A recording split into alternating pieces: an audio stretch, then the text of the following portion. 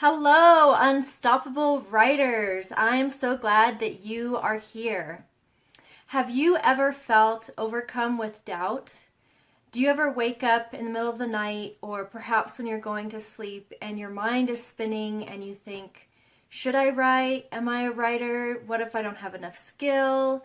What if I never get published? All those doubts, those insecurities. Perhaps some of you are even wondering, do I have the right to call myself a writer? Well, that's what we're going to talk about today, is how to overcome those fears, those doubts, those insecurities, and the challenges when you are called to be a writer.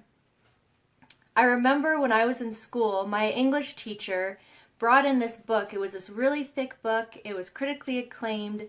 I don't remember the name of it anymore, but she read us the intro to that book. And in the introduction, the writer said that that book had been rejected over 500 times. And once they had decided they wanted to write and they began the process, they actually had family members try to get a professional writer to look at their work and then talk them out of writing, because the professional writer who looked at their work said, oh, you don't have what it takes, you're not good enough. But instead of listening to that critic, that the writer decided, you know what, I am a writer. He kept writing, he kept submitting that book proposal and then reworking it and redoing it, and it did get published. And that is such a great lesson for us. So today we're going to talk about when you have those fears, those insecurities. And as many of you know, I am a Christian, so I'm actually going to be weaving into this the story of Moses. I have been thinking about Moses and the burning bush for a long time and have just found some really interesting parallels when it comes to writing and our calling to be writers. So the first step for you, if you are deciding if you're a writer or you have that insecurity, can I really call myself a writer, is I want you to pay attention to the signs. And specifically, if you have that burning desire to write, that's a sign that you're a writer, that you are called to write. And then secondly, if you have caught what I call the writing madness, when you think about your life, if your life would be worse without writing, if when you're not writing, you start feeling that frustration, the ideas are all bottled up inside, then you've caught the writing madness. You know that your life is better when you're writing. So that's another sign to pay attention to. And then finally, to trust that those desires, that calling, that is a gift from God, or if you're not a Christian, from the universe, saying that yes, you were meant to write. So often we ignore those things. We think, oh, well, just the desire, that's not enough proof. Or just the fact that my life is better when I write, that's not enough proof. And what we're doing is we're putting up a wall and not accepting the gift that we've been given. And so it's so important to pay attention to that. And then finally, believing that you are prepared to write. You may not have all the skills, you may not have all the knowledge, but you can choose to have the attributes to be the kind of person who can gain those things. And that's a big part of why I named this group Unstoppable Writers, because when we decide to become unstoppable, we are. And regardless of the challenges that come up or the frustrations or the insecurity, we can push through and keep writing. I wish I could tell you that the insecurity and the doubt disappears the longer you write. And although you do become more confident and you do gain the experience and the proof that you can have success, there is still that doubt. There is still those insecurities. Every person has them. Even the most successful writer that you see with tons of published books, they have days where they feel insecure. They have days where they are filled with doubt. And so do not take your doubt and your insecurity as a measure of whether you are called to be a writer, because they're not accurate. So the first thing is pay attention to the signs. The second thing to do is to believe and trust. And this comes down to believing that your burning desire is a gift, and then knowing what's needed. So often we think about okay, I want to write, I enjoy writing, and we aren't sure that it's really meaningful or that it can make a difference. And this is where the trusting and believing comes from, that you can make a difference. You can change a life through your words. And regardless of whether you're writing nonfiction or fiction, there are people who need to hear your words, who need to hear your story. And so trusting that your gift, and as you express that gift, that there is an audience for it, that there is a purpose for it. And what I love about the story of Moses is that God speaks to Moses in a burning bush. So he's standing in front of this burning bush, and God says, okay, you are going to lead my people out of Egypt. And the first thing Moses says is not, wow, that's exciting, I get to do this, and wow, you're going to help me, and I can't wait to see how you do this. The very first thing that Moses responds with is, I don't feel worthy, I don't feel ready, I can't do it by myself. He responds with all these excuses. And so often that's how we respond when we feel that call, that burning desire, or you might want to call it that burning bush inside telling us to write. The very first response we often have is we look at where we are, we look at what we think we have, and we don't feel adequate. We are filled with doubt. And so I love in the story of Moses how God just keeps calling him. He says, no, I've prepared you. Trust me for the words. Trust me for the help. Okay, since you're so full of doubt, I'll even bring along Aaron to help you. And we can have those very same encouragements in our journey of writing. So often we see the lack that we have, but there is already preparation for you being a writer. The fact that you're a human and you've lived and you've felt emotions, all of that can be woven into your writing. So again, the first thing to do is pay attention to those signs, those burning bushes, that burning desire.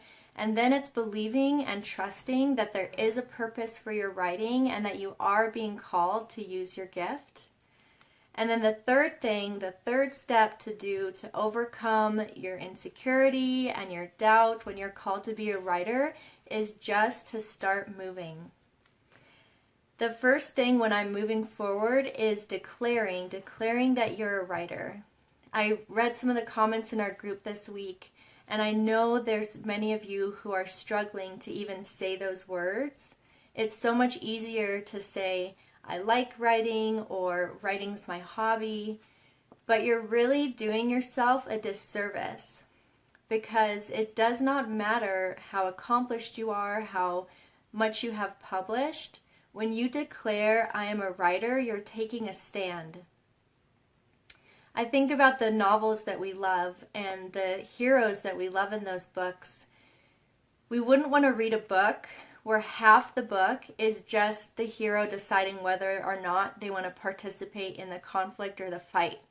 That would be extremely boring and just wasted page space. We want to be involved with the hero who's saying, this is where I'm going, this is what I'm going to do.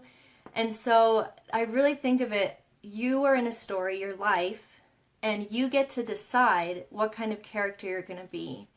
And I know for myself, I wasted years wrestling with that doubt, arguing with the doubt, and just letting it kind of rule my actions and rule my head. And there was such power when I finally decided, you know what? That doesn't matter. I am a writer. I'm going to declare this. And that allowed me to actually start the journey and just start moving. Because the longer we stay just kind of in those doubts and letting them rule our actions, we're never going to move forward. So first of all, declare that you're a writer, and then commit to the journey and the process. It's not going to necessarily be easy. It's not going to be a straight line from A to Z. There's a lot of learning, there's a lot of redoing, and that is totally normal, and it does not mean that you're not a writer or that you cannot become a great writer. So I want to encourage you, commit, declare that you're a writer, and then commit to the journey, whatever comes. And again, the name of this group, Unstoppable Writers.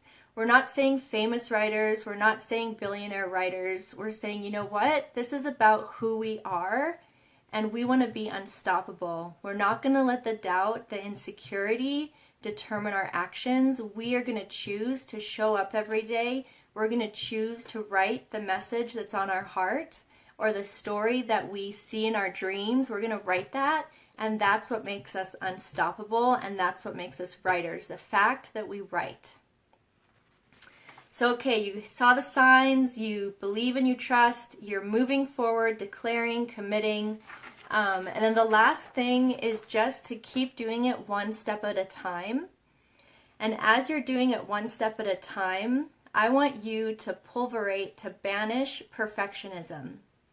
I know I really struggle with being a perfectionist, and even I had this idea for the Unstoppable Writers group over a year ago. And I kept sitting on it. I kept thinking, wait, I have to learn a few more things. I have to figure out what I'm going to do, exactly my whole full step process. And that just stalled my movement and stalled my growth. And finally, what kind of kicked me in the pants to just start the group was seeing a friend of mine, Frank McKinley. He started this group called Tribe Builders, and he just jumped in. And he wasn't apologetic if he didn't have it figured out. He was very upfront, saying, I'm figuring this group out. This is new. Give me feedback. Tell me what's working, what's not working. And seeing him go through that journey gave me the courage that I don't have to have everything figured out. It doesn't have to be perfect. I can just jump in and do what's on my heart to do. And the crazy thing, when we actually start jumping in, when we start publishing, when we start our blog, we start posting our blogs, is that there is movement, and we learn so much more things that we would never learn, and we get clarity, more clarity than we could ever get if we did not just jump in. And so I really want to encourage you, just keep taking that next step. Whether it's a blog post, whether it's getting ready for November novel writing month, whatever your next step is, just do it and then keep moving forward. And I would love to hear from you. What is your next step? Maybe your next step is that you are finally going to say, I'm a writer. When you meet someone, instead of telling them your day job, you're actually going to declare, I'm a writer, even if you're not doing it full time, even if you haven't made a penny from your writing yet. I really want to encourage you to embrace what God has called you to do, that gift that has been given to you, and just to own it without apology, without having to prove anything. Because as you walk forward, all the evidence and proof will come.